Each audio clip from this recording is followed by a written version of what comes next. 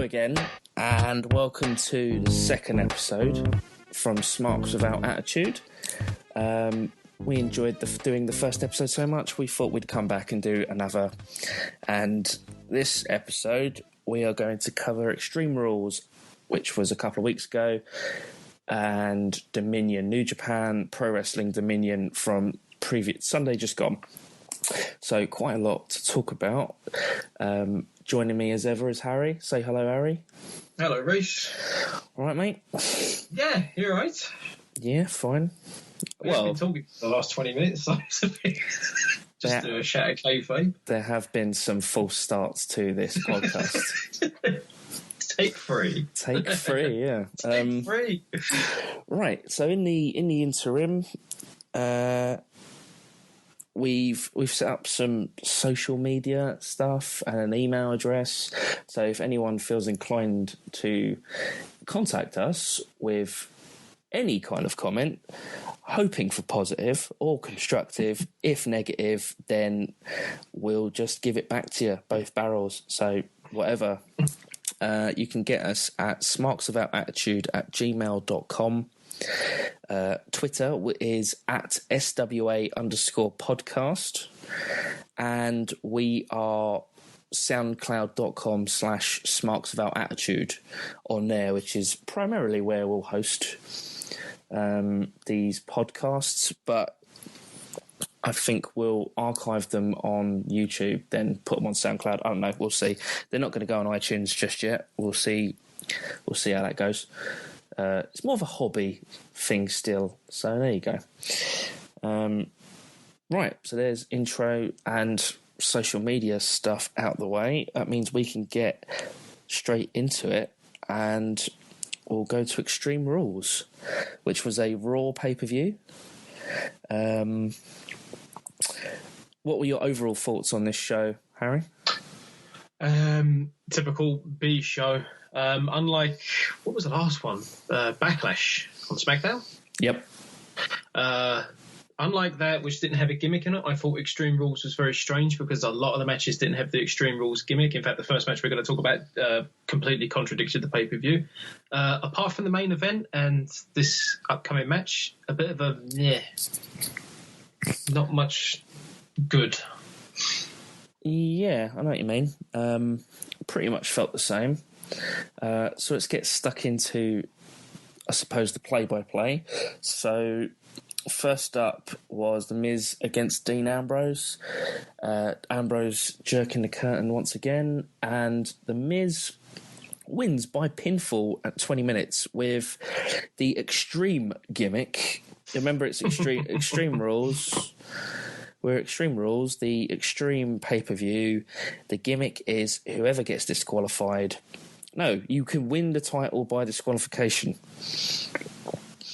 which is just ridiculous and it's stupid. It's silly, but on this particular pay-per-view, it makes such little sense. Although, to be fair, it does play well into the match. It's probably the second best match on this card. In fact, it is, isn't it, when compared to the others? It is. You're right. So tell me, what do you think of the match? I liked it again. I thought Miz was great. It's his seventh Intercontinental title win, which means he's won it far too many times. I think he's now second highest amounts, apart from Jericho. Jericho's on 9, I believe. That's ridiculous, man. His chicanery, I love that word. It played well into the match. Like, he tried to get his wife to get him, like, he asked for her to slap him to try and get DQ'd. The action was quite good. The crowd was really into it. The ending was really good with the referee and then just the screwy finish. But, yeah, I really liked it. The crowd was into it. I can't complain much more about it. It was good. It was all right, I think. You sound a bit more like. I just hate the gimmick because really, I know that you kind of think that Maurice should just slap him straight away, right? Even though it happens 19 minutes later, and the ref doesn't disqualify her. Doesn't disqualify her. He just chucks her out, which the actual rules of wrestling shouldn't have happened. He should have disqualified her or him. or Dean Ambrose, actually, to give him the belt. That spot should have been the very first thing to happen in the match, because I think that just would have... It just seems stupid not to do that first off. Would you send Maurice to the back, though?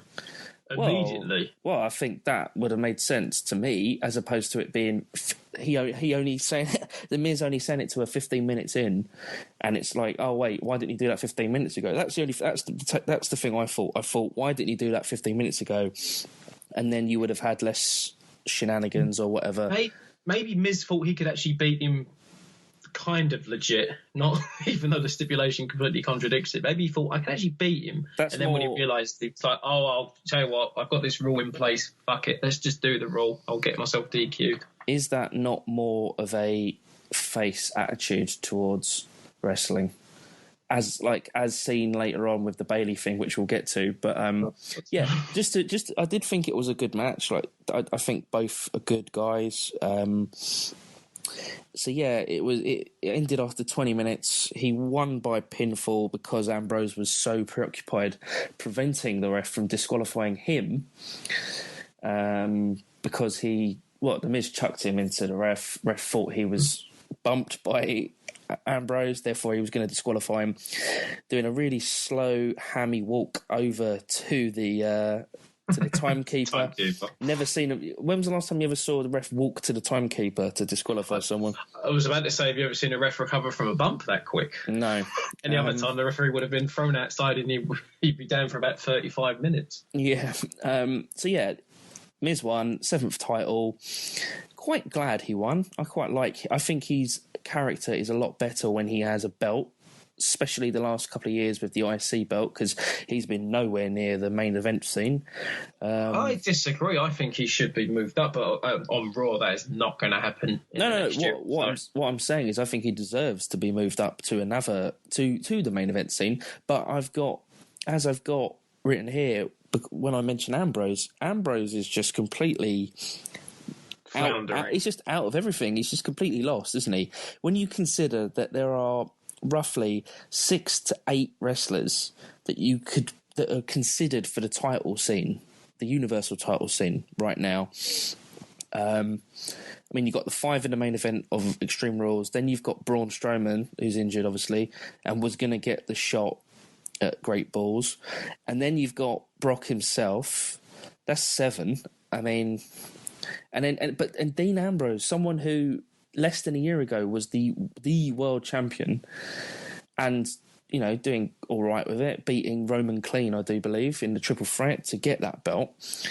He beat. Oh no, you're right. That's right. And now he's jerking the curtain, losing the IC title, and you kind of wonder, where the hell is he going from here? I kind of want this feud to end now, and I want to see something good with Ambrose, but I don't know.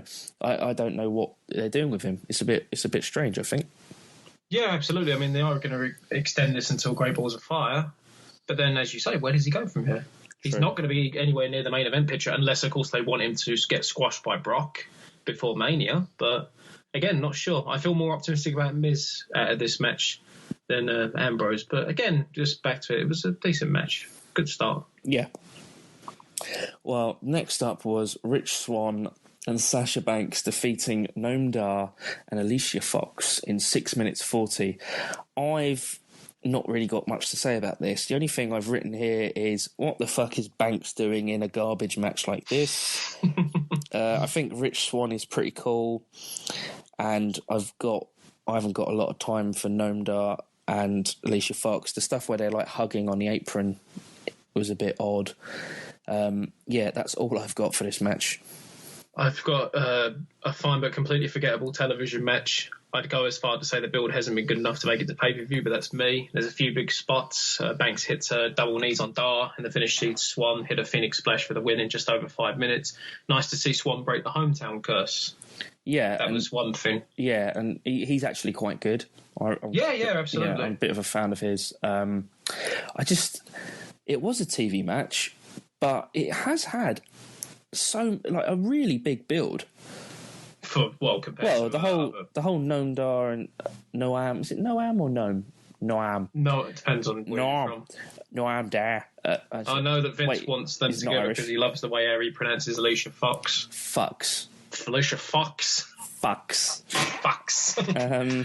Yeah, it's just filler, I guess. Yeah, just again, this pay-per-view could have. I mean, you could have added an extra 5 minutes to another match, but it was just filler.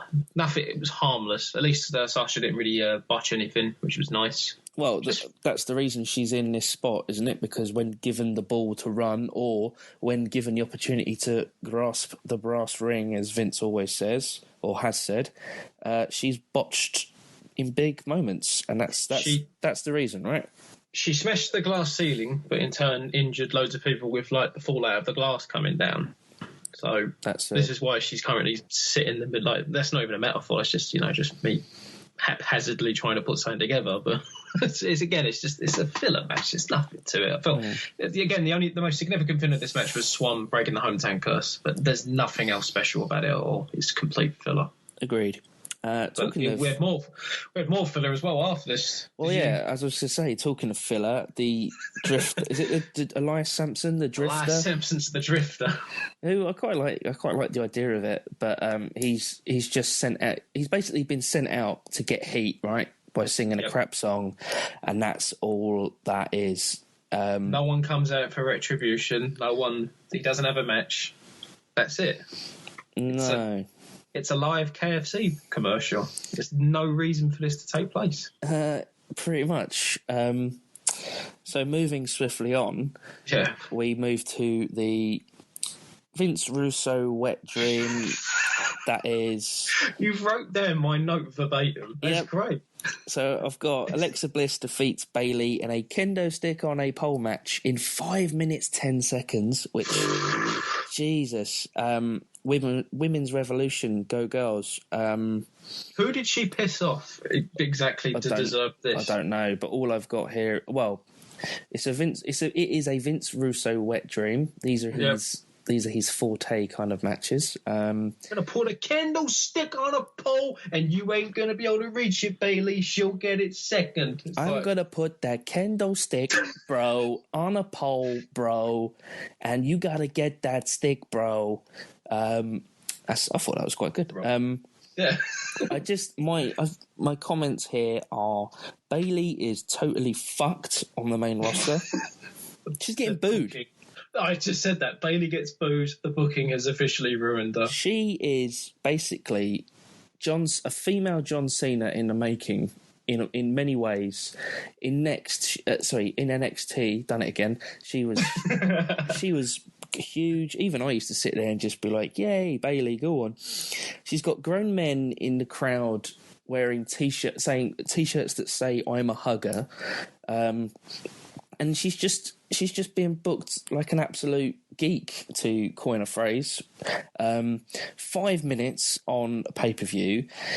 Also, her character's just shit, because she's the one. She was offered a straight wrestling match, but she said no. I want a kendo stick match. I've been watching Tommy Dreamer, Sandman, and Steve Blackman, right? And even she watches all that, and then she goes and gets the stick, and she goes to hit her, and she can't, because she's a good person, and good people don't use weapons to win wrestling matches. A pay-per-view called Extreme Rules. In a weapons match, and in a promo before the match, she said, "I'm here." I'm not here to hurt people. Yep. And it's just. I think she pointed that out on Raw the following night as well. She said, "I'm not here to hurt people," and it's like. Corey Graves rightly points out, going like, "Why are you in wrestling?" Exactly. The whole point is to hurt people, right? So I don't get that at all. I don't even know if Alexa Bliss is actually a good wrestler. I mean, she's really quite attractive, and I quite enjoy watching her. She's a great character. Good character. Forget that as well. Yep.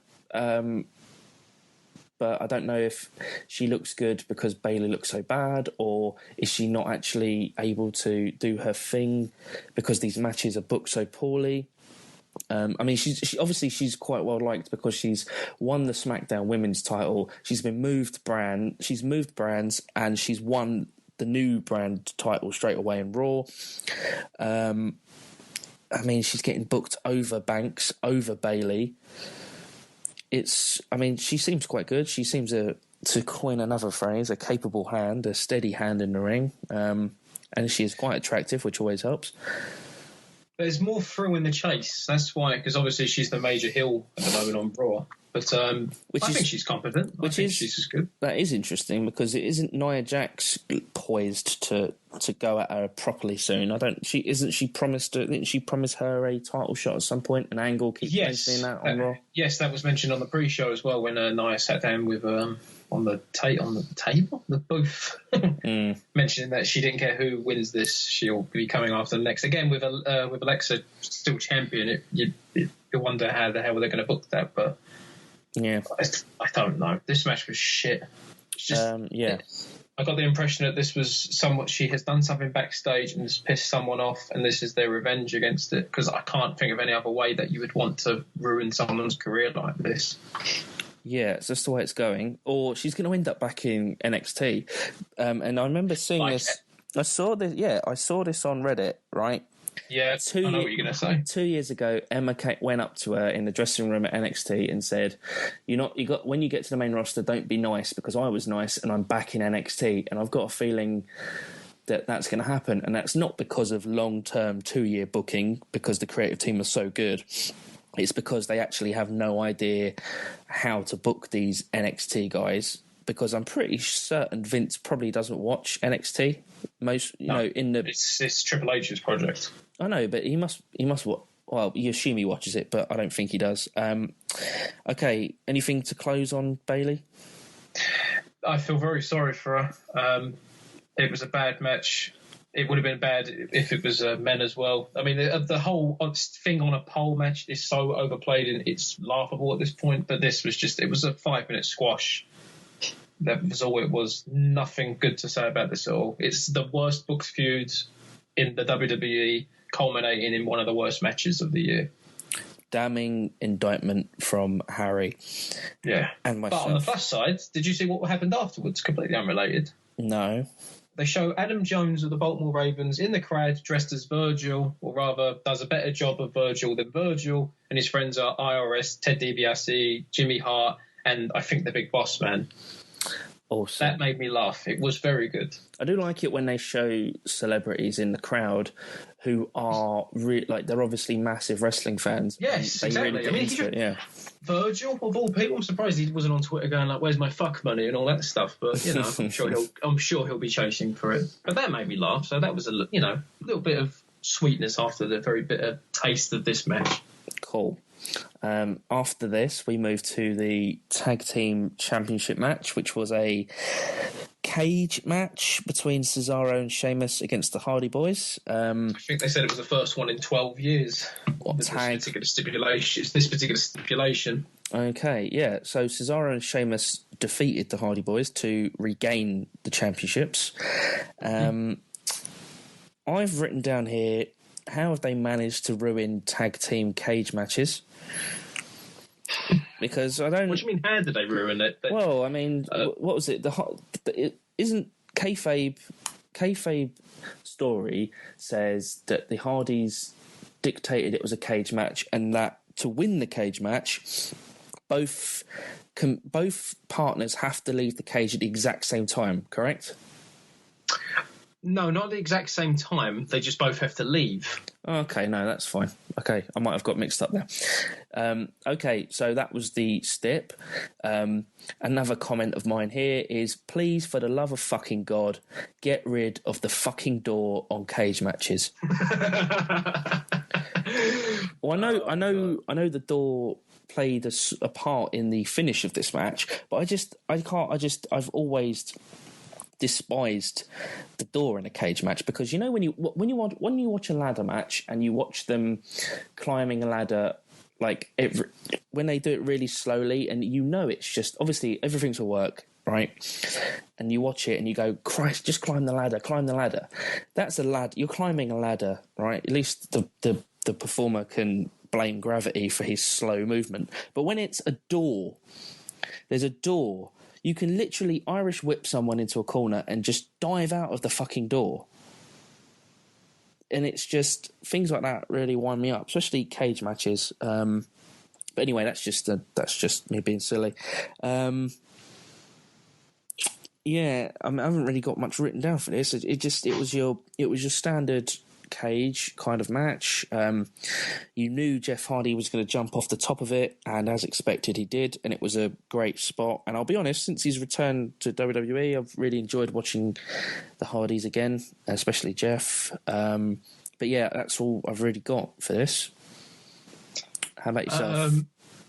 I said it's a pretty good match, although I swear to God I've done a Russo. I swear to God I came up with this before I listened to Wrestling Observer Radio or read the newsletter, where it says, a pretty good match, although with both members needing to escape, surely a team would let one member go, beat the shit out of the remaining guy until he comes back in, and rinse repeat until you get the win. Yeah, Dave Meltzer said that. Why did they not do that? Yeah, that's kind of what I was getting at earlier. Yeah, it just seemed a bit odd. I mean, there's some good spots. I mean, you say about Jeff Hardy jumping off the top, which was expected, but there's a double razor's edge, a top rope white noise. Which that was an excellent spot. Yeah. Yes, really good. But again, I mean, I've watched this match twice because I didn't realise we were going to be reviewing this show. A lot of this match makes no sense. There's a bit like where Cesaro's knocked out and Jeff's already outside. Sheamus attempts to escape, but Matt tries to stop him. It's like, why though? Why not let him go outside and then go one-on-one with the guy that's knocked out in the match? Yeah. In the ring, I should say. It's so bad. I mean, there's some good action. It's some good spots. Crowder into it. But the match just makes no sense at all. All you have to do is scratch a little bit beneath the surface, and you're like, none of this. What is happening? The rules, just they're in place, but no one seems to be, trying to manipulate around them. Yeah, it's just good point. It's just nonsensical. Yeah, agreed. So we have new tag champions, and I think they're being used quite well, Cesaro and Sheamus, considering what we mentioned earlier in the packed main event scene. And at some point, those 6 or 7 guys that are in contention or were in contention for a shot at Brock, or for a shot to get squashed by Brock, or at least beaten by Brock, these guys have got to filter down into the rest of the card. So you've got to imagine the IC title might get a few people involved from the main event scene. I don't think it will, because that's not how the IC title's booked these days, or the US. And I don't know what they're going to do with the tag team. There doesn't seem to be an awful lot of people there. I mean, the Revival are back, so maybe they'll get a shot soon. You got to imagine that the Hardys will have another go at these because they've got a rematch clause. Yes, it's happening in the next pay-per-view, I think. Yep. I remember. Well, they just had a 2 out of 3 falls match, didn't they, on Raw? So. No, you're right. That was the rematch. So who God knows what they... Actually, no, because that ended in a draw. It was 1-1, and then wasn't there a double count-out? I think so. Okay, so that might continue. Yeah. I think they'll officially... I mean, I was hoping that this would lead to... complete armchair booking.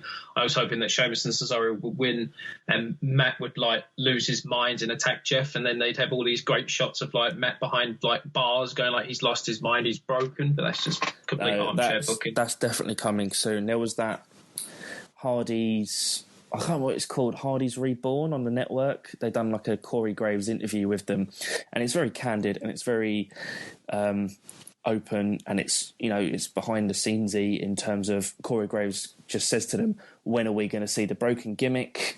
And they seem very confident it's going to happen. I think if and when that does happen, it has to be a really big moment for it has to be booked really well. There has to be a really big breakup or something between the two, because I think if Vince is there to help maybe add some more professional sheen to it, still letting Matt go bonkers with his way he talks and the way he dresses and whatnot, I think it could be really quite special in the WWE, but we'll see. So yeah, I'm just hoping the tag scene just picks up a little bit after this, and obviously I hope that the Hardys get broken eventually, but that's something to look forward to. Okay, next on the card we had Neville and Austin Aries in a submission match. Neville won the match in 17:35. I despise the purple for these cruiserweight matches. I hate that they, even on pay-per-view, they have to be given their own brand and their own look. It just annoys me. I think that I personally think that doesn't help with how slow it's taking for the whole cruiserweight thing to get over. I think it should just be integrated into Raw and into pay-per-views. It should just be a thing. And I was going to say, just to point, it's a point that either Dave or Brian made on their show. As soon as they changed the ring apron, or rather the ring ropes, and put the patterns on the piss break, right? Ring, everyone starts going, "Oh fuck, here we go." Yeah, no, it's piss break. It's so. I agree on pay per view. It should just be integrated. It should be Raw brand. You know, forget 205 live. This is where everyone just wrestles. But it's just, I mean, this match is good. Yeah, I mentioned before, Miz and Ambrose was good, but this was good. But Craig just does not give a fuck about these two. No. Despite the fact that this has been quite a very well-heated feud, and I've really enjoyed it. I mean, there's a bit where it's like Aries misses a missile dropkick, which Neville counters into the rings of Sam, which Aries escapes via a rope break, but the crowd boos it. Yeah. So do they want the match over and done with, or do they really want Neville to win? And I'm guessing it's the former. I think they just wanted it over and done with. Yeah. Which is depressing. Yeah, I mean, there was some good spot. I liked... I mean, the bit when he tapped outside, you knew that was going to happen eventually. Yeah. You know, there was no... I know it was a submission match, and I Quit match is obviously very different. And I Quit matches tend to be a lot more hardcore because, you know, it's all about quitting as opposed to submitting. It's no disqualification, isn't it? Whereas this there is fairly... Well, is there a DQ in a submission match? It must be, because an I Quit match is basically exactly the same thing, but submission implies that you can only win via submissions, whereas in I Quit you beat your opponent to like. Oh, no, that's what I think. You're right, because there was a spot when Neville tries to grab the ref again to get disqualified, and Aries actually stops him. Which goes back to the first point of Extreme Rules pay-per-view. Yet this is the second match where disqualification plays somewhat of a role in the match. It's just annoying. It's just why is it called Extreme Rules? It's like it's like Hell in a Cell. It's like the pay-per-view when they stick 2 or 3 Hell in a Cell matches on and no one's allowed to blade, which, whatever you think about that, fine, but blood and cage matches, especially Hell in a Cell, go hand in hand if you ask me. But that's beside the point. It's just a bit... It was a good match, a good wrestling match, a good submission match.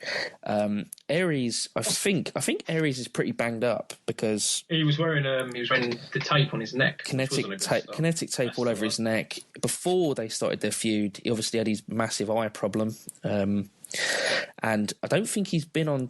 I think I read or I heard Meltzer or someone say that he's got some time off now after this. That would make sense why he's chopped out so much. Yeah, I mean, it's Austin Aries. I really enjoy him, watching him. I think he's great. He's absolutely great. Him and Neville have worked really well together on this feud. I just think he could have maybe been a bit more back and forth. No, maybe not with the results. I'm not sure. I love watching Neville at the moment. I think he's doing some of he's definitely doing his best WWE work to date. Yes, unquestionably. Yeah, but he's now the MVP of that 205. But now we've pretty much seen that Aries isn't. Well, I think the way it's been booked so far is that Aries is now there's no credibility to go against him. Like another match. If they sell it to say he's actually seriously injured and he needs to take time off, then that's fine. I mean, they could. I mean, the end of the match where he hits the red arrow on his back, it's horrible. Yep. And then he makes him tap out to the rings of Saturn. If they let him take off maybe 2 or 3 months, get him back for like the aftermath of SummerSlam to feud with someone else. But who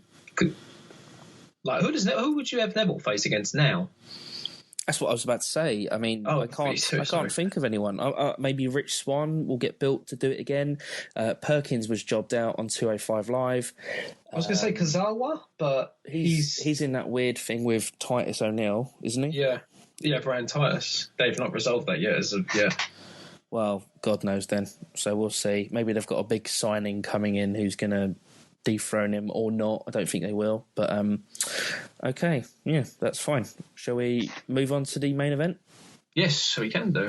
Okay, so Samoa Joe defeated Roman Reigns, Seth Rollins, Finn Balor, and Bray Wyatt by submission. Actually, no, it wasn't submission, did he? Thingy. By knockout, thank you very much, in 29 minutes 15 seconds to become the new number one contender to the Universal title. I thought this was by far and large the best match on the card. It was entertaining, it was good. It wasn't extreme, but there was obviously some weapon play involved, as you usually get. Which made me think, did they book the match so that this would be the only one that would have weapon spots and they would be more significant? Because if every other match on the card had it, it wouldn't be as powerful. Makes sense, but it's stupid. But again, that makes sense. I'm just going to go through what few notes I have here. The spotlight is still so clearly on Roman Reigns. It's just silly, like his entrance to the match lasted about 5 minutes longer than everyone else's. Yep.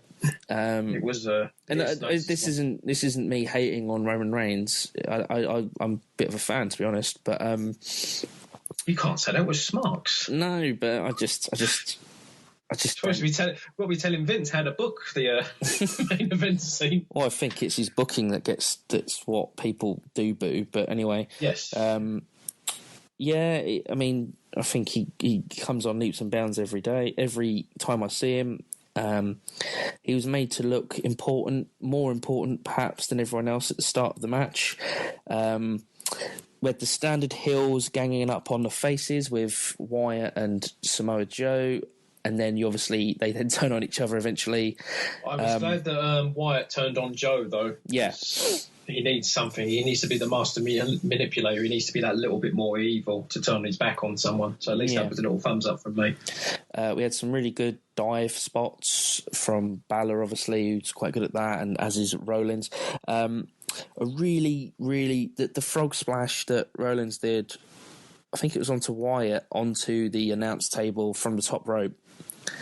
It's very RVD-esque when he changes direction mid-air. Yes. Yeah. Always looks so good. I thought he performed that brilliantly. He seems a lot more confident. He isn't selling the knee. So after he does these spots, he lands on his legs. He isn't selling the knee as much as he used to. So I really hope they start phasing that out completely. Because it's come and gone. I thought that was just literally part of the Triple H storyline. That's what I mean, but he's still doing bits and pieces of it, because every time he lands, someone's talking about, I hope his knee's all right. That needs to go eventually. I liked the ending of the match. It was very heel opportunist. It was, but I'm sure you're going to raise this point. Would you have had Finn lose? If he was going to lose, then the way they had him lose was the way to lose, I suppose. I don't think he looks too weak out of that, because he was blindsided with a finisher that's been built now to be very deadly, and I suppose it is. It's a choke after all. Yes, that's what they're building up for the match. I mean, they mentioned it on Raw. I have one question. Yeah, go on. When did they get rid of raising the arm 3 times when in a submission to determine whether or not he was knocked out? Because the ref watched him fade, picked his arm up once, and then once it dropped once, he called the bell for the end of the match. When did they get rid of the 3 arm raise? Because you remember, or is that only saved? I think it's wrestlers. I think it's referees' discretion. Like in boxing, you wouldn't necessarily force someone to go up for a count of 10. If you can already tell they're not in this, they're not ready to fight, you'd call off the match. So I think it is referee's discretion, but to quote Meltzer, I don't know. I'm not sure. Fair enough. And Samoa Joe is the new number one contender. he will face Brock Lesnar at Great Balls of Fire.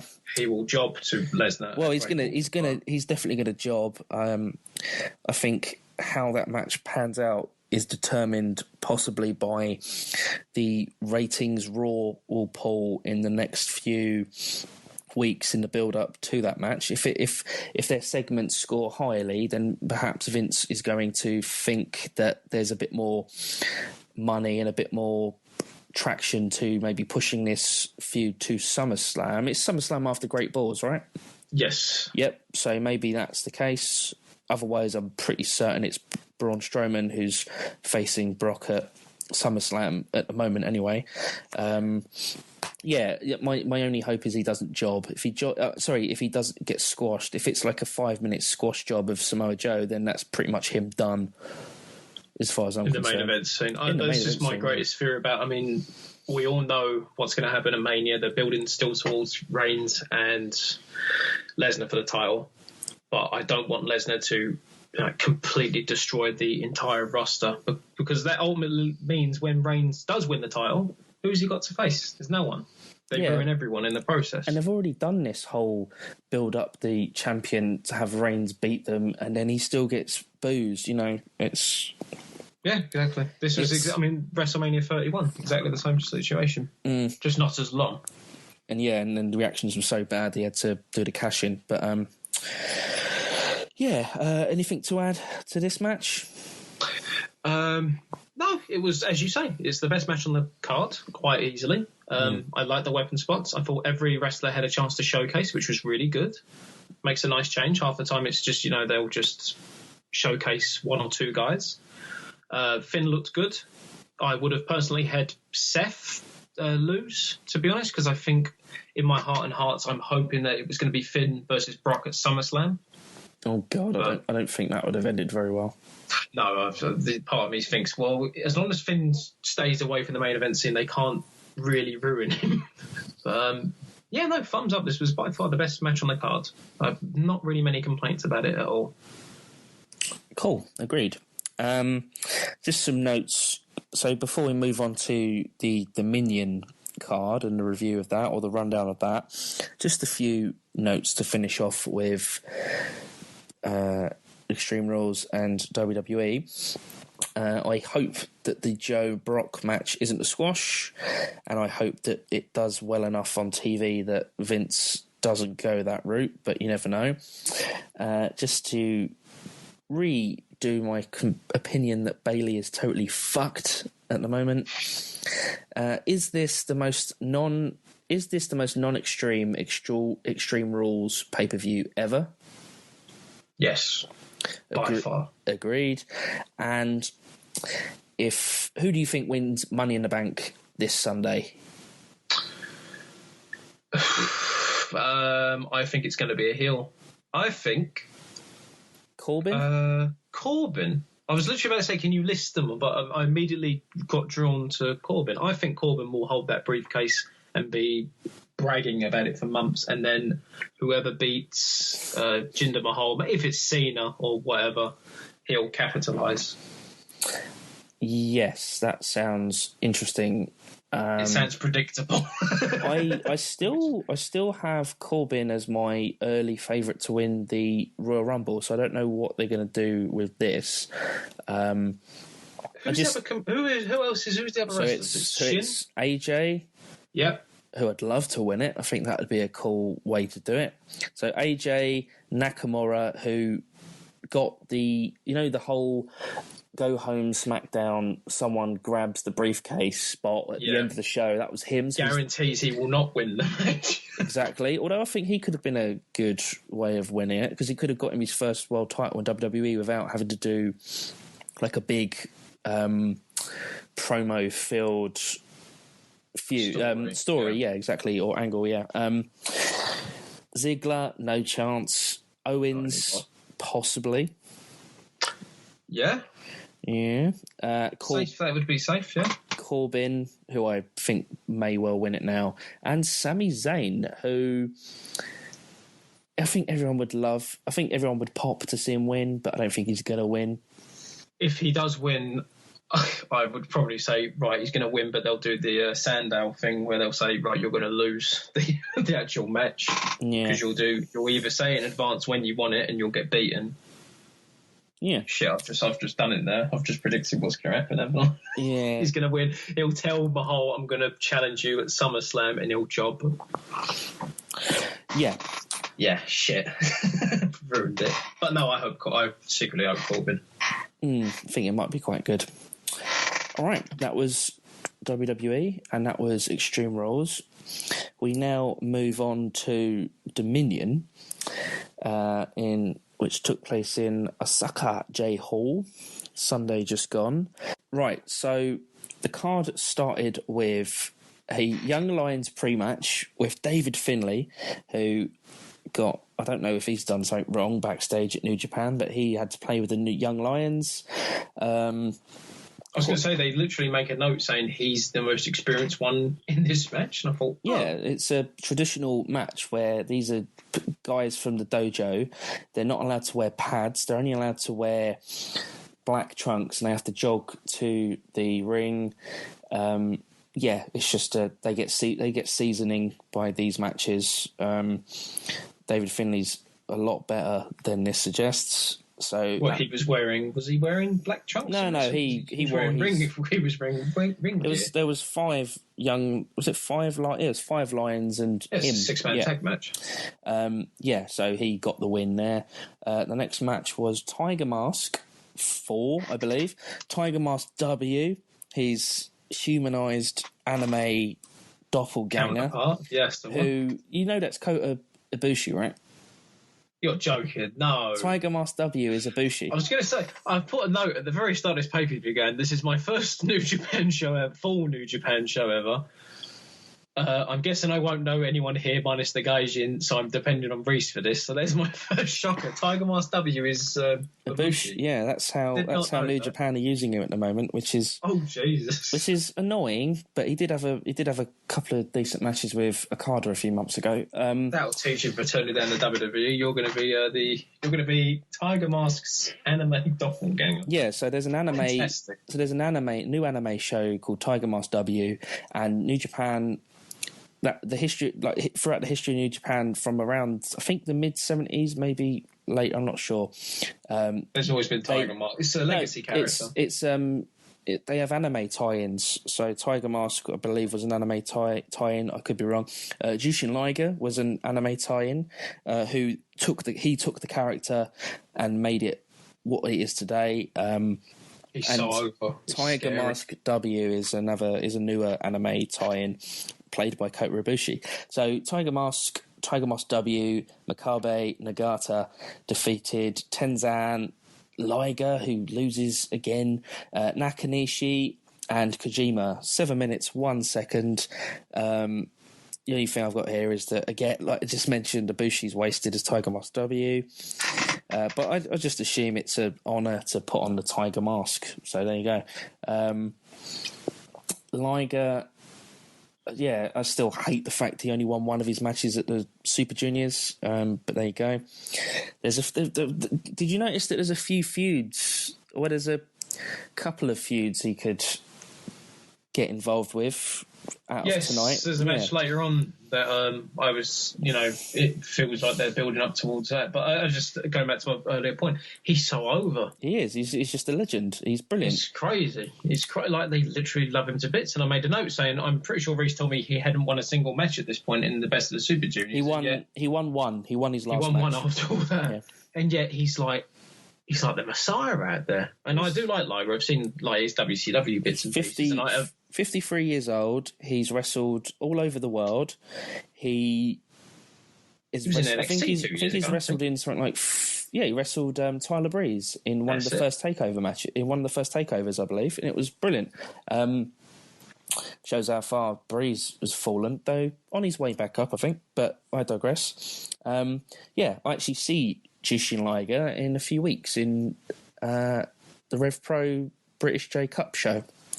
Very much looking forward to that. Also, Tiger Mask is there. Quite looking forward to that as well.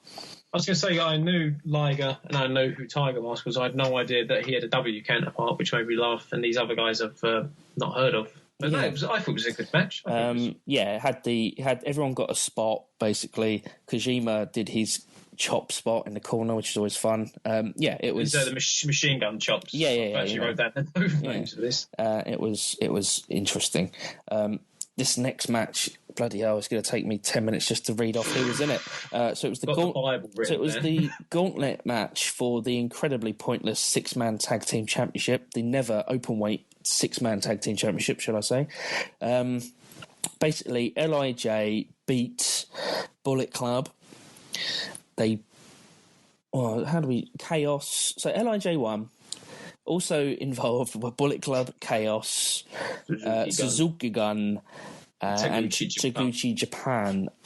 It went on for 18 minutes, 39 seconds. It featured 15 wrestlers. 2 strippers. 2 strippers, Christ. So Takahashi's pimp gimmick is an excellent entrance on a big show. This is me being a right perv.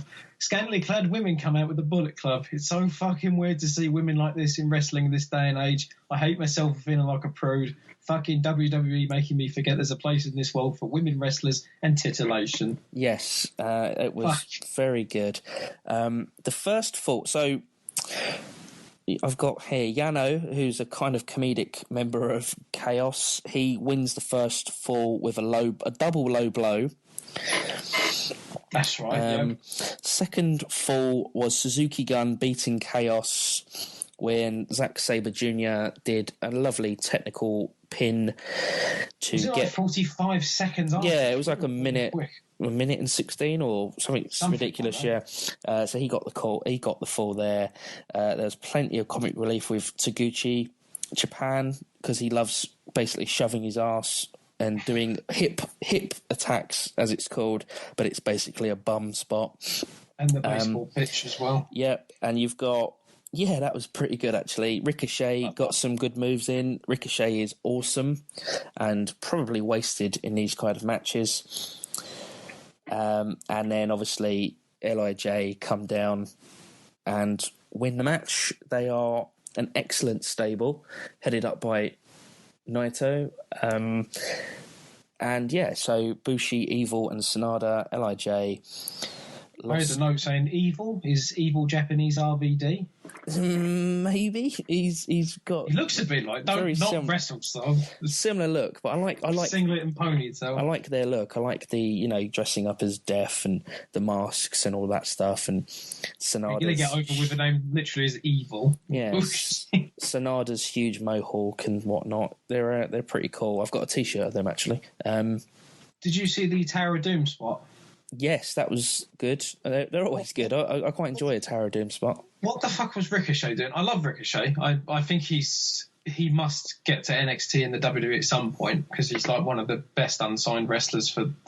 he has to go to the WWE at some point. I assume that spot was he was supposed to catch one of them and powerbomb them in the last bit, but he didn't. He just basically got an ankle or an Achilles to the face. Yeah, I think it was a good match. He came off the best probably in that match. Ricochet is just so good, so charismatic. Very good performance from him. So that was that. So 2 matches into the card, you've basically already seen over 20 wrestlers.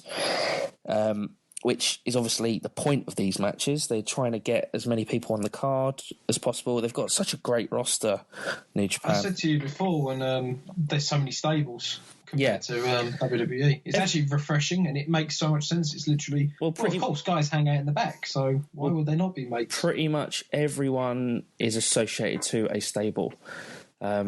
It's just the way it's done. It works. I think it works quite well. It's not. It works.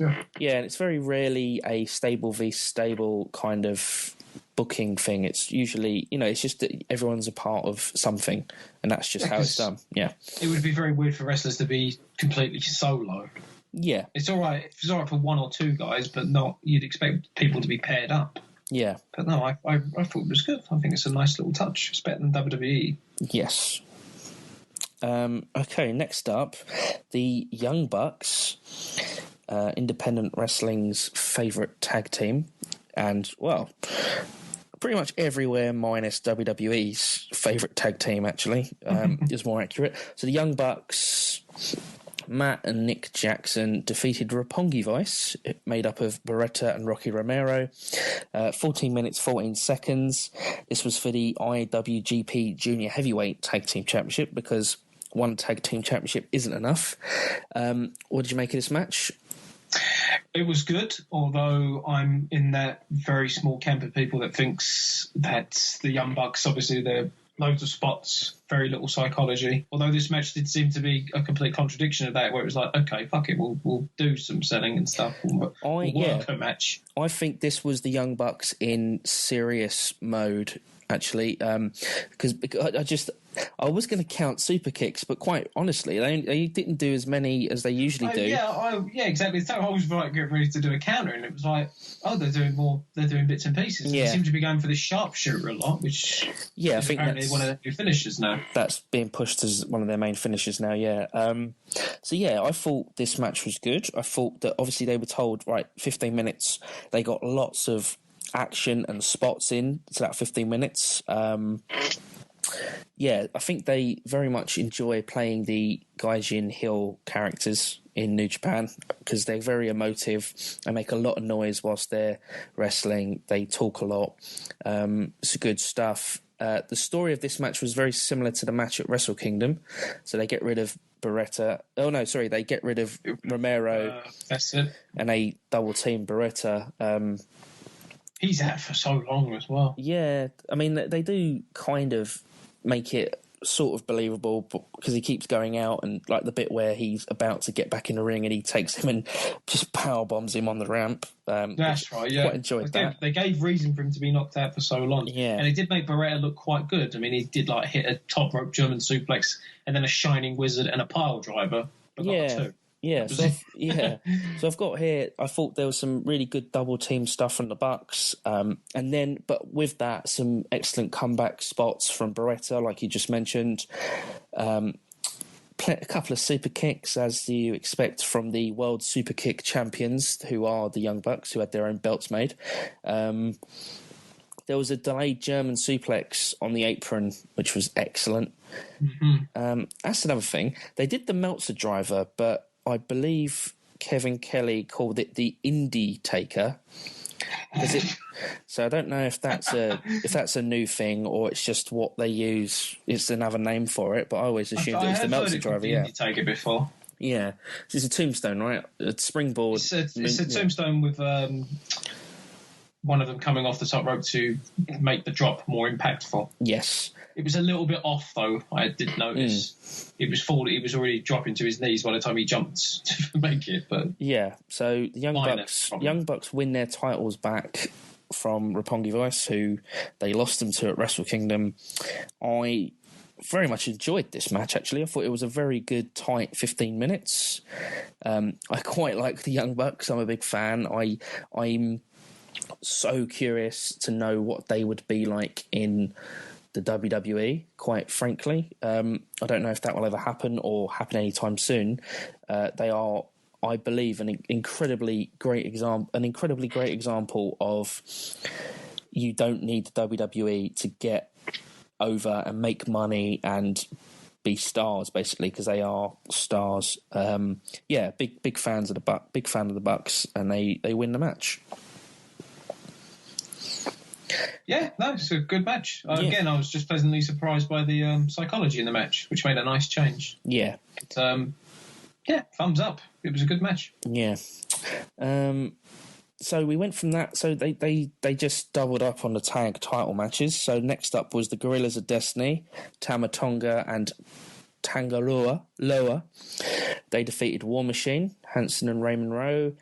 This match only got 10 minutes 43 seconds. It was for the IWGP Tag Team Championship, the senior ones, I suppose. What do you think of this match? It was good, I have to admit. There was one slightly annoying spot. Obviously, this is where in Japanese wrestling, they're not too fussed about English or rather American wrestlers calling spots, but there's a bit where War Machine hit the decapitation, Tonga kicks out at 2, and the microphone picks up Rowe checking, going, "You all right, bro?" And it was like they cut away immediately. I was like, "Oh shit!" Really, somewhere Kevin Dunn somewhere. Yeah. Really talkative throughout the whole match. Actually, the Gorillas of Destiny in general. There was a bit where it was mostly thingy as well. It was mostly Tangaloa. And there was a bit where he made the move. They would do their double team where he hits the flying headbutt and Tonga hits the splash. And there's a bit where as they're climbing the ropes, you can hear him say "fucking kill him." They basically they just didn't shut up. There's also quite a lot of no selling from them at the start of the match, which I suppose if you're gonna no sell, then you should do it at the start of a match. But yeah, there you go. Is that a case of their gimmick though? War Machine? Maybe no, it was Gorillas of Destiny who were doing the no selling. Oh, sorry, but they did both. There was that thing where they did the "I've got a really hard head" spot where he was being elbowed. It's because they're Samoan, aren't they? So yeah, it was all right. It was a good match. I quite like War Machine. It's quite always fun watching huge wrestlers when they're really athletic. There is a horrible chair shot though. There is. There was also a spot where a member of War Machine, I forget which one, I think it was Rowe, had the chair, could have used it, decided not to, and then eventually lost because of a chair. That's it, Tonga. Yeah, and smacks him right in the fucking skull. Which was horrible. Which is what led to the finish. He should have used the chair. He didn't use the chair. The chair got used on him. They hit their finisher, and we have new tag team champions. And I've watched that Bailey match, the fool. Yeah, I've got here. It was a decent to good match. Yeah, I think compared to the previous tag team title match, it was inoffensive but good. I do like Gorillas of Destiny. I think Tanga is quite good, although he seems to be aping Joker's thing at this point. He just sells, like he laughs at anything and refuses to sell.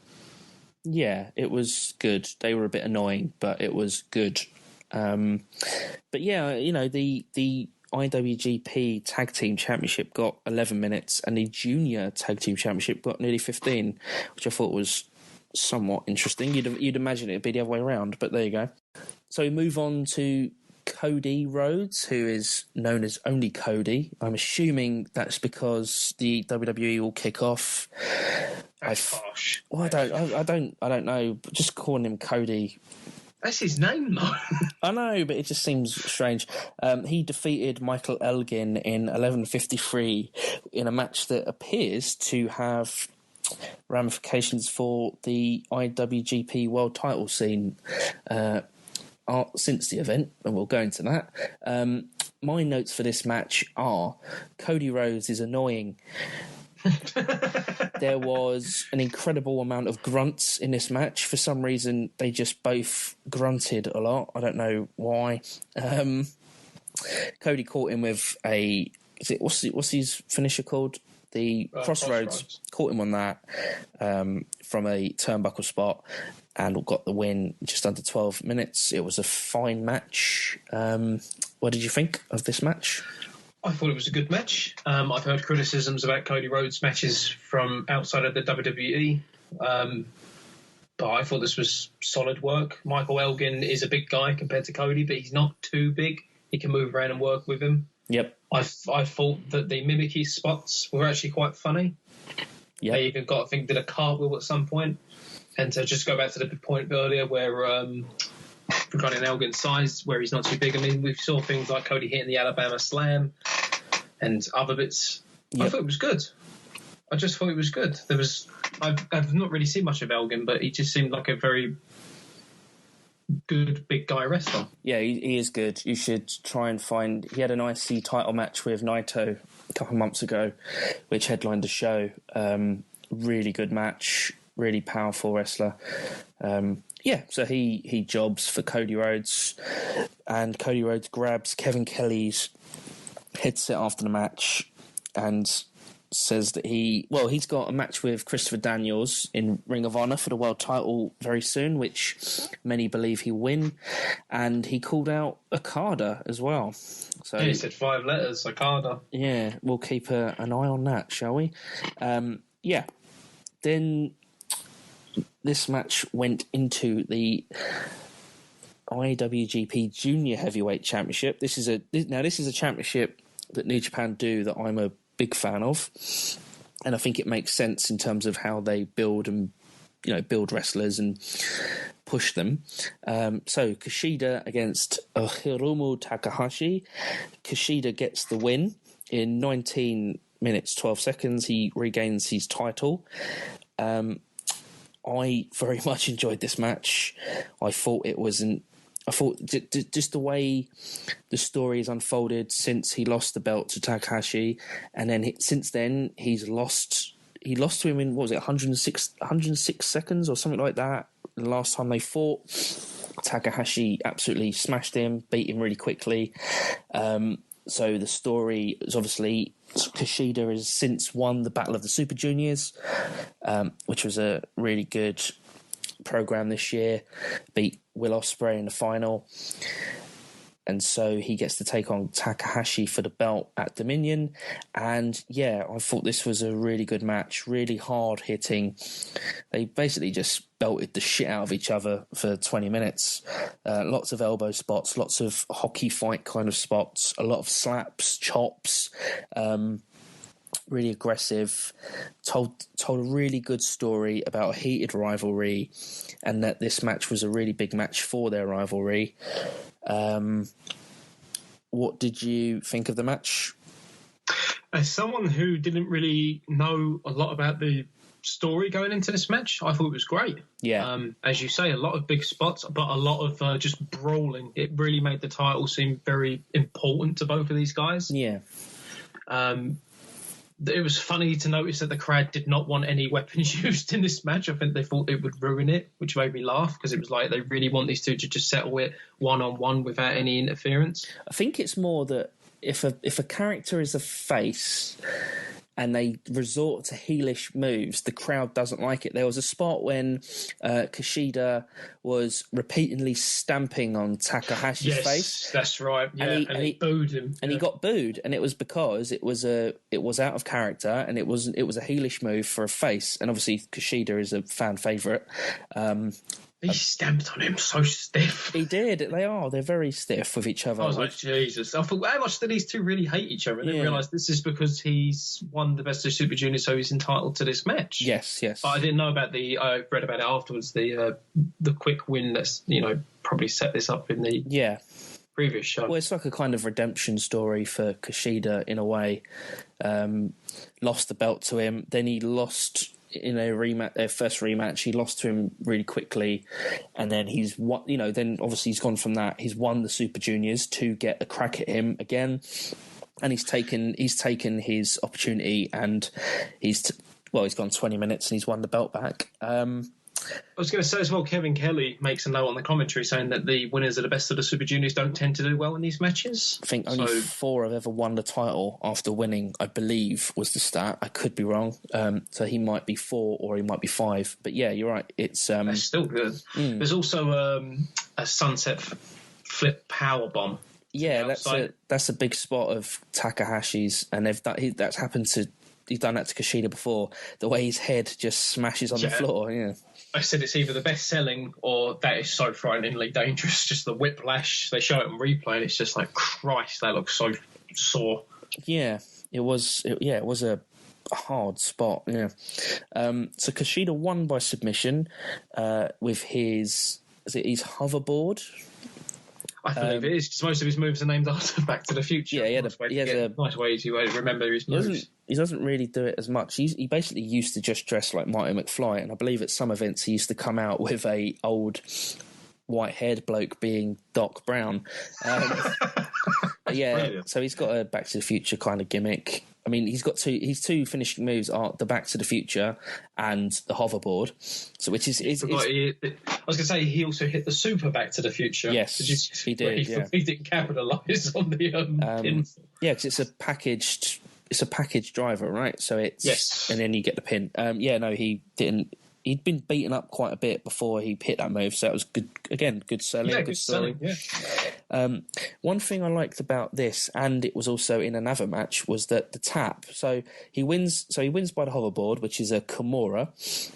But I like the way that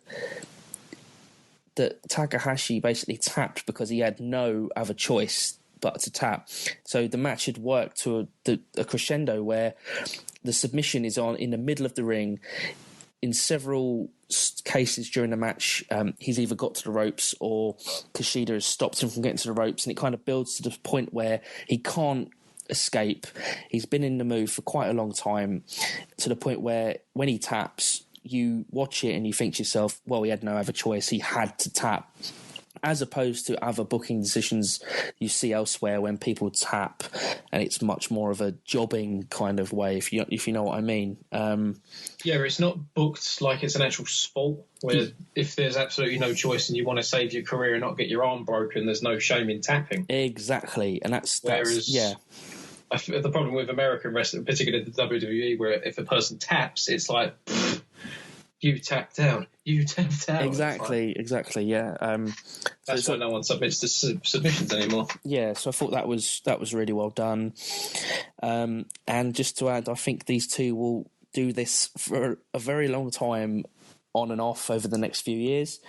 It was an excellent match, and it ended with Kushida being attacked by Bushi. I said the cameramen were fucking useless, but they didn't pick this up. But upon listening to Wrestling Observer Radio, apparently this was planned. Yeah, I told you that the other day as well when you said that. I said it's probably on purpose, because that's just the way that the production of New Japan is very much sports. It's a live sports event, and the cameramen and whatnot aren't given cues as to make sure the camera's on this at this time because this is going to happen. I think it's all very much random, and it's a live event and anything can happen. And I agree. I think it makes more sense. Again, I'm completely new to this, and I'm just used to the Kevin Dunn school of everything is timed to mostly perfection. Yeah. And a lot of zooming in and out for offensive moves, but I thought initially, oh Jesus, they've missed the spot. Yeah. But no, it makes much more sense. But again, match, great. Absolutely great. Thumbs up. Yeah, agreed. Minoru Suzuki with his Suzuki Gun gang, which includes our very own Zack Sabre Jr., who I'm always glad. He's so out of place. He does look a bit out of place, but I think it's a good fit if they let him do his heelish stuff. It's like Harry Potter has joined the fucking Death Eaters. So Suzuki defeated Goto in a lumberjack death match. I think the use of death match was slightly exaggerated. bit exaggerated. I thought, oh shit, they're coming out with barbed wire bats and stuff. Yeah, light bulbs. They brought 4 guys each. They're going to stand on each side of the ring and make sure that they batter everyone. It's for the Never Openweight title. Suzuki beats Goto 16 minutes. I quite enjoyed it. I very much enjoy watching Suzuki. He's a scary... I was going to say, yes. Scary bastard with a very mild, nice theme music, which the crowd sing along to. That was a really good bit. I really enjoyed that. The crescendo of them all erupting with pop music. I love Suzuki. I've known about him for decades because of his matches with Ken Shamrock. Yeah. It's crazy that he's in such good condition for a man who's, I think he's 48, isn't he? Or 48, yeah. Yeah, no, he's. This was again a good match. Again, I was a bit shocked that the deathmatch aspect of the match wasn't there. It was literally just a well booked lumberjack match, which again I'm not a fan of. I don't know about if you're the same. No, not really. I think they're quite a really old, bygone style of match that probably doesn't work in today's wrestling world. I'm not sure. That could be bollocks, to be honest. But I did think it was funny that whenever they went to the outside, I've got a note on here saying, where is it? I'm going to have to read it up again. Thought Suzuki was quite dominant in this match, actually. I was going to say no one went for him. No. They were happy to beat up Goto. As soon as when outside, it was like Suzuki gun was all round it. But when they were both outside and they had a chance to take him down, when Suzuki was taking the I guess it's a barricade. Yep. It looks a bit like crappy fencing. He just batters him, but none of the Lumberjacks want any part of him, even though they outnumber him 4-1. It's like, we're not going for this, man. There's also a bit where Liger throws a chair at Suzuki, and they desperately want this match. Oh, I'd love to see that match. Liger Suzuki. I would love to see that match. That'd be great. Two of the old legends just trying to kill each other. They're so different styles as well. I said as well, Suzuki's forearm smashes. They can probably be heard from space. Yeah, I've got it here. So I've got written here that some of the elbows that they were laying on each other were hard, but there was a couple that Suzuki was putting on Goto that were just fucking unbelievable. That's both wrestlers. That's their gimmick. Not so much their gimmick, but their style of wrestling is very hard, very real in many cases. But yeah, match ended with some shenanigans, and Suzuki hit his Gotch pile driver, a jumping Gotch pile driver actually, on Goto for the win. Post-match shenanigans, Yoshihashi got involved and looked quite strong actually. So I think Suzuki's possibly got Yoshihashi coming up. There was a promo at the end of the match where he spoke directly to Yoshihashi. I'm not Japanese, so I didn't understand it. I'm literally saying, I knew he said Ichiban. Yeah. I don't know anything else he said, but whatever he said, it pissed off Yoshihashi enough for him to continue to try and brawl again afterwards with Zack Sabre and the gang trying to stop him. So that's a possible match for the Openweight Championship next, or maybe that Liger match. I'd quite enjoy that. It was enjoyable, I thought. Yes, it was good to see Suzuki. Nice, stiff, hard match. Both men look good. Yeah, agreed. So the next match was for the IWGP Intercontinental Championship, which saw Tanahashi defeat Naito, 25 minutes, 56 seconds, new champion. I believe this is his second reign as the Intercontinental Champion. He has stopped the damaging reign of Naito, who just used to smash the shit out of the Intercontinental Championship belt. It's a great story, isn't it, by the way? It's just cool. I mean, it's all... I mean, I think the whole belt smashing thing actually comes from Nakamura, because Nakamura left New Japan whilst the IC champion, and it was vacated. And I actually think that Naito references Nakamura quite a bit as for the reason for his dislike of the belt. I think he says it stinks of him, and that's why he doesn't like it. He wants to retire. He thinks there's too many belts in New Japan, which is right. So he wants to retire it, especially because of that new US title belt. He literally said, I think Kevin Kelly translated, saying everyone will end up with a title the way it's going, which is hilarious. Yeah, and true. So yeah, the last couple of weeks or last couple of months, he's basically destroyed it. It's got bits hanging off it. The main faceplate is destroyed. He chucks it around the ring. I quite like the gimmick, actually. It's really good. Can you imagine if the Fed did that with one of their belts? The only thing I can think about it was that when they cut up the old Winged Eagle to do the hardcore belt, but obviously it wasn't done in the same manner. But I was always annoyed that they did that, unless it was a replica and the real one was fine, then ignore this. So Tanahashi has saved the IC title belt from the evil Tetsuya Naito. What do you think of the match? I love this match. I'm a big fan of Tanahashi. He's my favourite Japanese wrestler ever. Yep. This was at this point at the show that I broke into my beer to celebrate him coming out, especially with his Baywatch hair. I was obviously drinking a little bit too much at this point. His hair is luxurious. His luxurious hair. It's beautiful, isn't it? And it doesn't get shit throughout the match. It just stays beautiful. Yeah. I also made a note saying at this point the show has been on for over 3 hours. I have no idea who most of these guys are without consulting Wikipedia, yet it's been an easy few hours to watch, and it's still our main event. To be clear, this is Harry's first real experience of watching a New Japan show, and I think beginning to end, and we've picked a doozy for it, really. Yeah, geez, spoiler alert, it's probably one of the best shows I've ever seen. But I'm fully aware of Tanahashi's injury to his bicep. I do think that's quite. I think that sometimes at points the pace is quite slow, and I think that might be due to his injury. But I don't mean like it was bad slow. I just mean it was a slowish pace. I disagree. I think it's just good selling. Yeah, no, the entire match is built around Naito basically thinking, well, you know what, his biceps knackered. I'm going to spend every move I do where I would normally focus on the back, on legs. Nah, I'll go for his bicep. I'll just drop kick, go for his bicep, backbreaker. Now I'll land on his arm. And I just thought it was great. It's such old school, but such smart psychology. Yeah. It's great. Match started with Tanahashi Pearl Harboring Naito. In his suit, in his purple suit, they're in their jackets. That's a good use of Gorilla Monsoon for so many reasons. They're in there because he throws the belt in the ring, and Tanahashi, being the super face, is like, "Oh, I'll pick this up and give it to the ref so we can get this heated match started." And then Naito just decides to think, "Fuck you, I'm going to smash you over the shop." Yeah.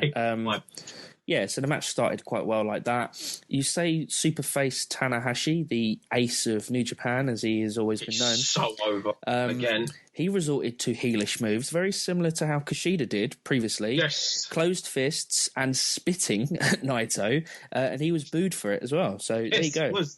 They were not happy about his little heel shenanigans. I just thought it added to the match because I thought he really can't stand him. Exactly, yeah. Japanese fans are like, you can't go down to his level. It's so melodramatic and wonderful. Yeah, they had a hockey fight spot, which I think seems quite popular in Japanese wrestling right now, which afterwards Naito returned the spit to Tanahashi. There were some really good moments in this match. The big crossbody off the top rope from Tanahashi was really quite good. Obviously, the whole story of the match was that Tanahashi's arm is injured, and there was a lot of selling, a lot of working the arm. Naito was... I love watching Naito. He's just brilliant. I think both of them are obviously great. Tanahashi, you could probably say, has had his peak in New Japan and is on his... he's sort of on his way down, but, he's still a big player and obviously a huge fan favourite, whereas I think Naito is the opposite. I think he's on the rise constantly. He's so good. He hit a really good spinning DDT, which Tanahashi took like a champ. Then Tanahashi kicked out of the Destino, which I love. That's a great finishing move. Big fan of that move. Yes. There's also a slap montage just prior to that as well, which goes on for about a minute. Yeah. Tanahashi gets the better of, but then Naito comes back and then hits him with a surprise German out of nowhere for it too. Yeah. Agreed. We then went into the closing sequence where Tana, he didn't Hulk up, but he obviously got his second win. He got his second win. He hit some really... I love the way he sling blades. He's really well known for his sling blades. He kind of goes over and then really does slam them down. It's kind of different to the Finn Balor style, if you like, although he performs the move well as well. But yeah, like two spike to it. Yeah, exactly. Spike. Two of those. Hit a really lovely frog splash where he did high fly flow. Yeah, high fly flow. Thank you. He gave the little Nakamura nod before he hit that as well. And then similar to the Kushida match, he locked in the Texas Cloverleaf. The world's longest Texas Cloverleaf. Yeah, but again, he stopped Naito from moving. He put it in the slap bang in the middle. Every time he moved, he dragged him back, and also really well... the way he performed this maneuver was so good. He hyperextended the spine. He bent back where there was nowhere to go. It was like in three different phases where it was like a normal one, then a sort of extended one. Then towards the end, he's literally sitting on his head, bending his whole body back. His feet are touching the back of his head. It's like, you're not going anywhere and you're going to break your back if you don't submit. And Naito has to tap because he had no other choice, basically. And Tanahashi rescues the belt from Naito. It was a great match. And as you said earlier, by this point, we're on to about 4 hours of this card.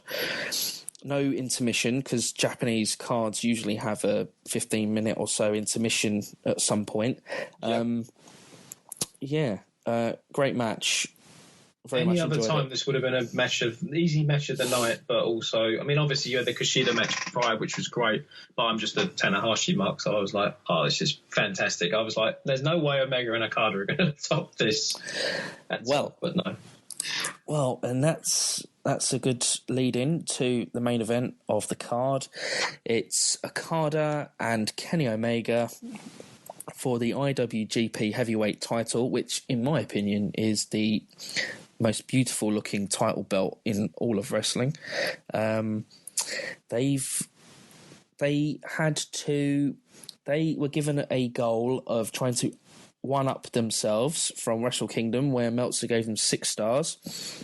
No pressure. And no pressure. That match went 43 minutes, I believe. I could be wrong. And in their second outing, they've gone to a 60-minute Broadway, a draw in a match that was better, I believe. I didn't originally think this. After about half an hour, I didn't think it was on par with the first match, but the overall hour, when you judge that as an overall hour, is...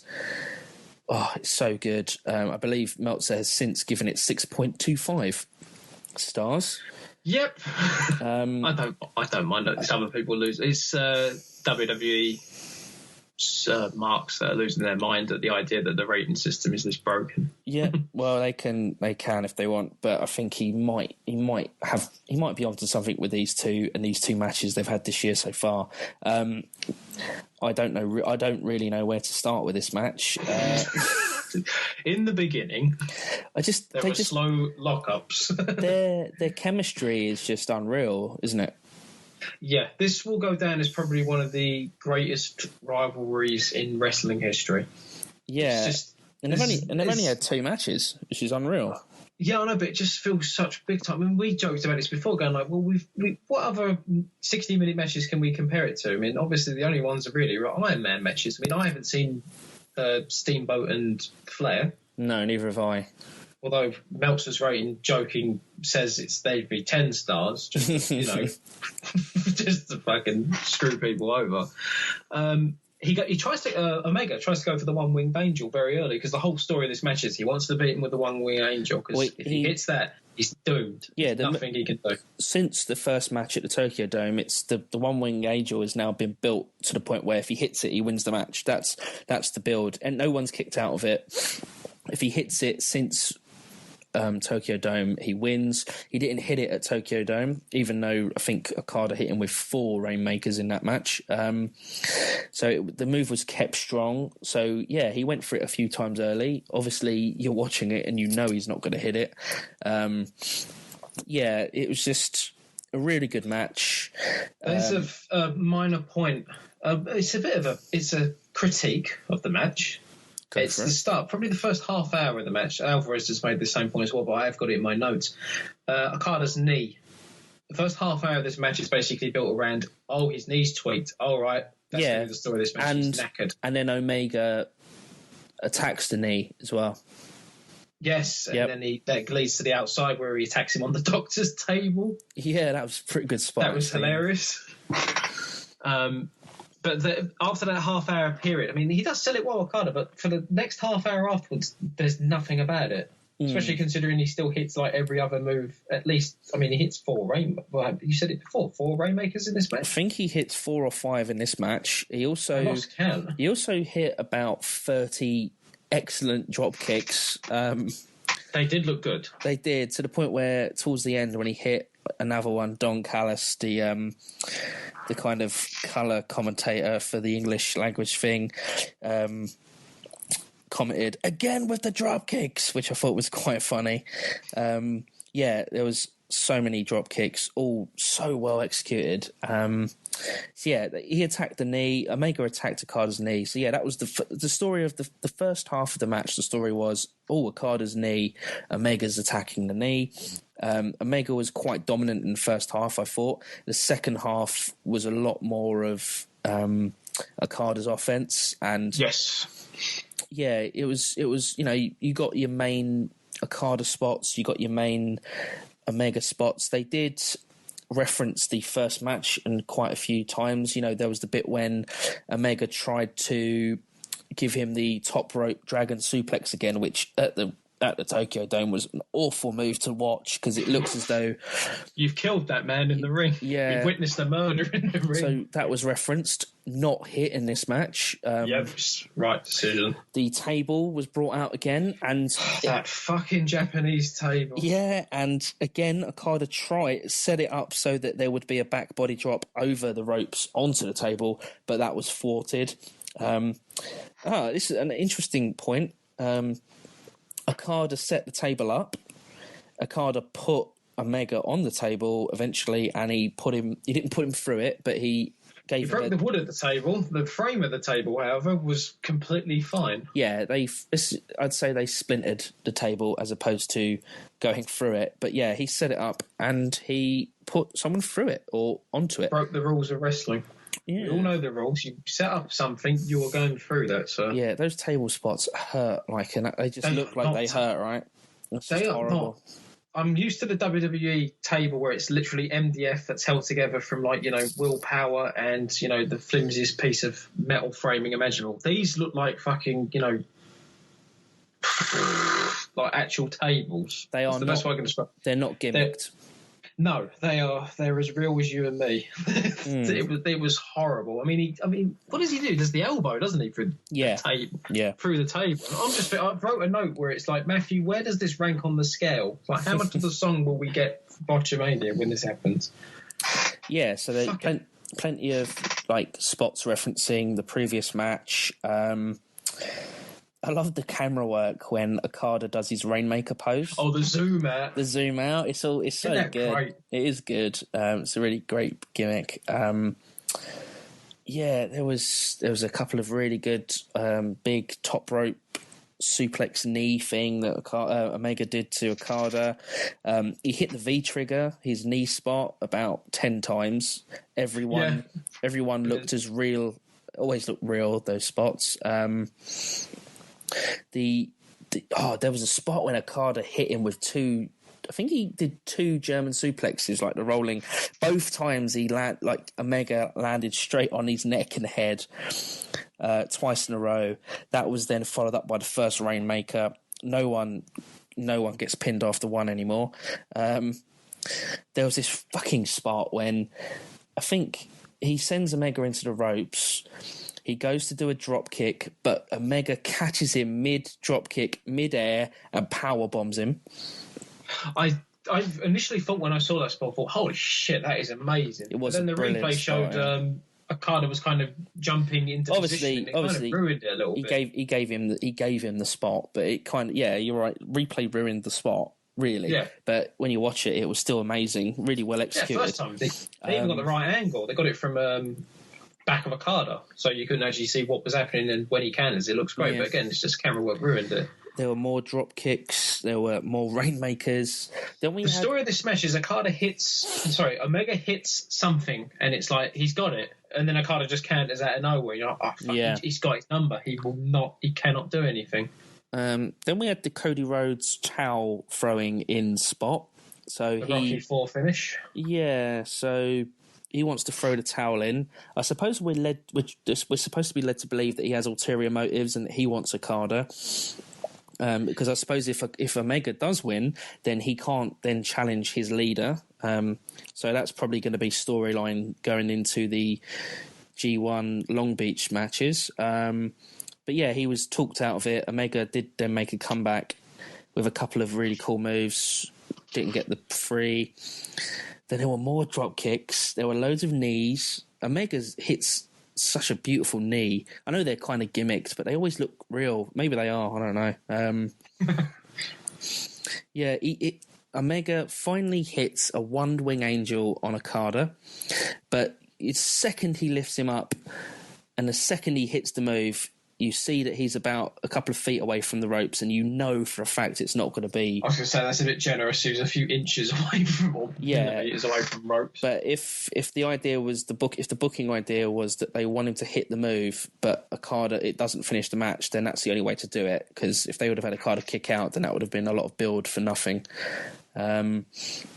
So that was a kind of obvious but cool spot. The crowd even counted 3 on that spot. So it was 1, 2, then Red Shoes stopped to count because Okada had his foot, but the crowd did count the 3.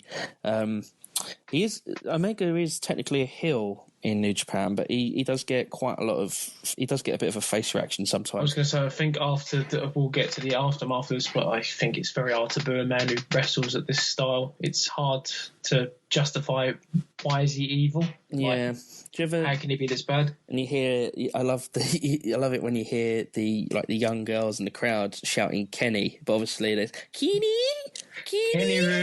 Kenny-san. Sometimes all you can hear is Kenny-kun. Yeah, it's quite cute. Ew, get away. Ew. So after that spot, both men are basically dead on their feet, but they're able to get their moves, and there's resurgences and second wins. There's more rainmakers. There's more drop kicks. There's more vicious knees. Then more.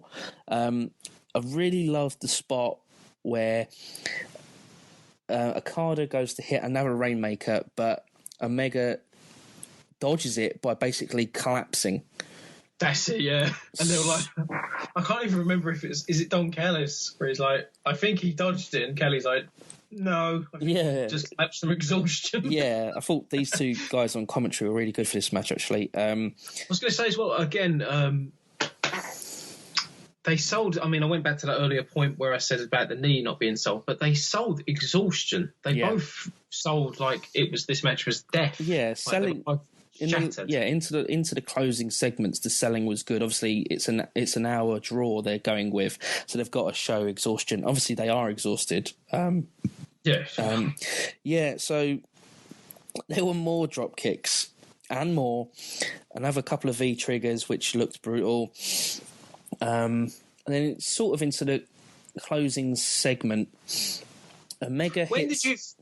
when did you realise or have an idea that they were going to go to a draw? When there wasn't an intermission on the card. Really?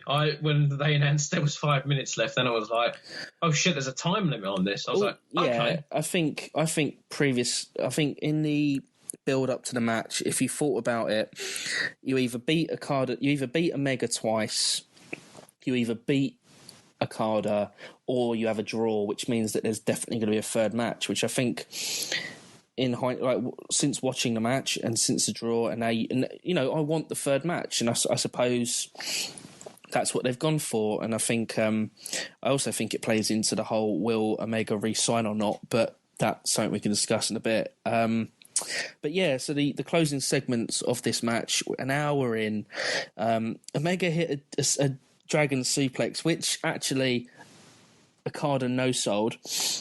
After 59 minutes, he no-sold a dragon suplex, got up. Rainmaker, both of them are then on their ass.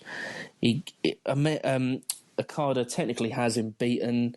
He's crawling over to him. And as he's about to touch him, the bell goes. The bell went so wimpily. It's like ding, ding, instead of like a 60-minute draw. Omega is taken away by the Bullet Club. He's obviously upset. He hasn't got the win. I was going to say he looks so frustrated and heartbroken. Yeah, Gedo's kind of disappointed with Okada not winning, but obviously he's still the champion. It was simply amazing, and Meltzer has given it a 6.25, so it's better than the previous. It is, I believe it's better than their previous match. I just think the pacing is what really sets it apart, actually, and I like the ending, although I'm not sure if I like the ending. I suppose Okada being the one trying to get the belt, you can debate whether or not that was the right way to go or not. Personally, I think it should have been Omega that was thwarted victory. But, it doesn't really make much of a difference. It was still an amazing match by both men.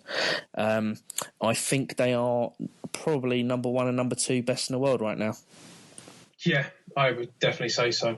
I did like is a bit sad. I loved the previous match. This was better. Yeah. I think I would love to see a third and final encounter. I wish, as you say, Omega got even the victory. I was a bit disappointed. I didn't realise that they wouldn't have sudden death. Like they wouldn't say, but then again, it's New Japan portrays wrestling as a sport as opposed to like a drama. True. So the idea of them wrestling even more after an hour is a bit silly. But as you say, with Cody coming out, I'm a bit apprehensive as to when this third match is going to take place. Well, it's now official that it will be Cody Rhodes against Okada in Long Beach for the G1 shows in America in August. So that could throw some spanner in the works in terms of storylines.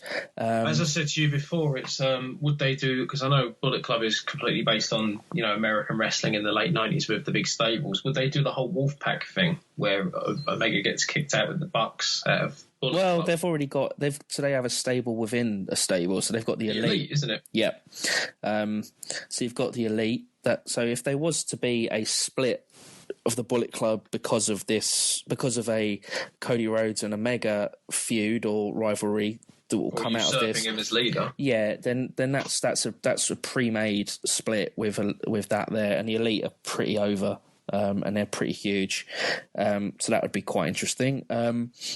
You got the G1 coming up, which obviously gives you the challenger for Wrestle Kingdom, and a lot of people seem to think that Naito will probably do really well in that.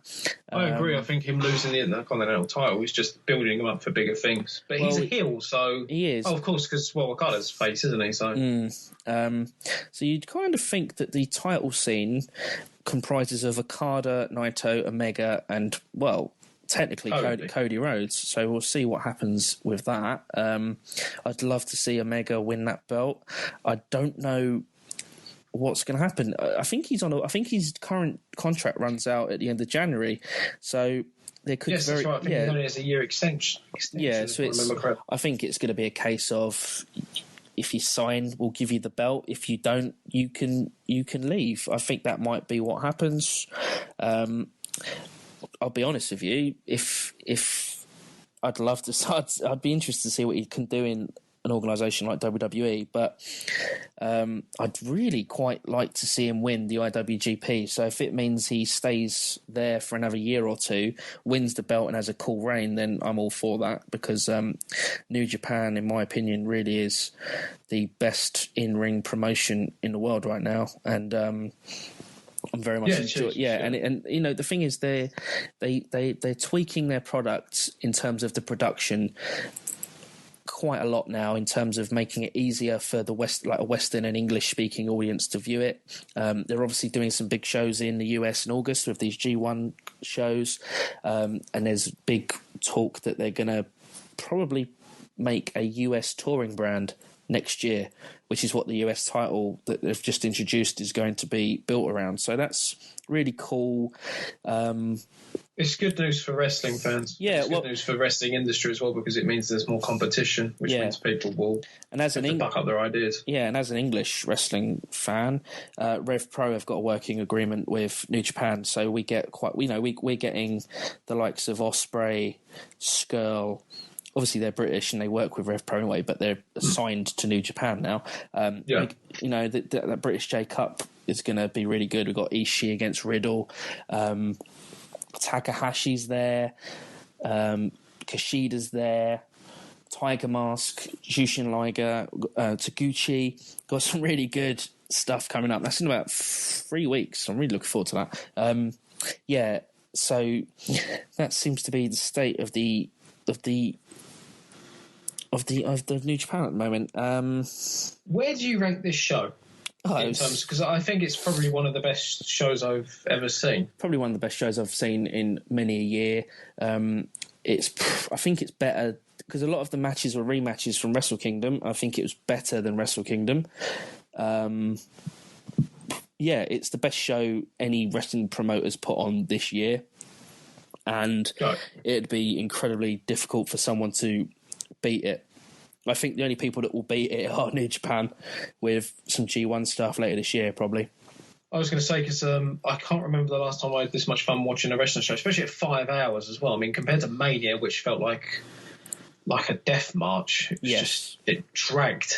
Yeah. I mean, obviously it was 7 hours, really, if you include pre-show. This, however, just flew by. I really enjoyed watching this on a Sunday afternoon all the way to the evening. Everything, I think, as soon as the tag matches, or as soon as they got up to the first junior heavyweight tag team title match, everything kind of clicked together. Yeah. But in particular, the single matches, obviously, main event, Tanahashi, Naito, Kushida, they were all good stuff, and Suzuki, all really good matches. Yeah, it was excellent. I would ask you what your match of the night was, but I think that's pretty obvious. Yeah, I'm a big Tanahashi mark. As I said before, I was like, well, that main event is knackered. There's no way they're going to top the previous match, but it was a nice try. But no, it's the best 60 minutes of wrestling I've ever seen. I had a brief conversation with you prior to saying, what matches are there at 60 minutes that are better? And it's like, well, we had the 60-minute Iron Man match between Brett and Shawn, which no one likes. Yep. We had, I really liked the Rock and Triple H one in 2000. Yep. Even if it's overbooked to fuck and you've got Undertaker coming back at the very end. And then there's Lesnar and Angle off the top of my head, which I didn't think much of, but everyone loves. Yeah. But no, this is it for actual wrestling and a really well-crafted story, minus one minor hiccup with the selling of the knee. It's top-notch. It's by far the most entertaining 60 minutes of professional wrestling you will watch this year, probably this decade, arguably this century.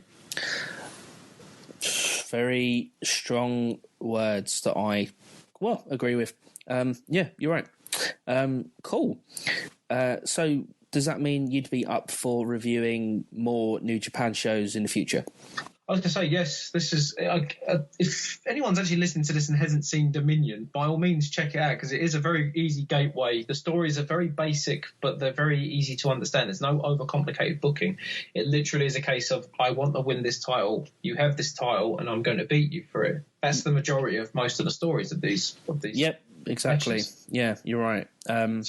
Yeah, no, thumbs up. If you've never checked that, I mean, the problem is I'm thinking if this is the absolute best of New Japan, it can only go down from it. But then people said that about Wrestle Kingdom. I mean, now we're at Dominion, which is arguably better.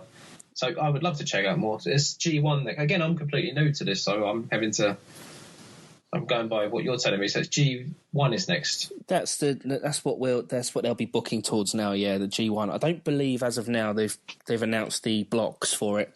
But I was going to say, is it like a kind of league where it's like the round robin stuff like they did for the Super Juniors? So block A, block B, round robin. Everyone faces each other. Everyone gets points for a win. Winner of block A faces winner of block B.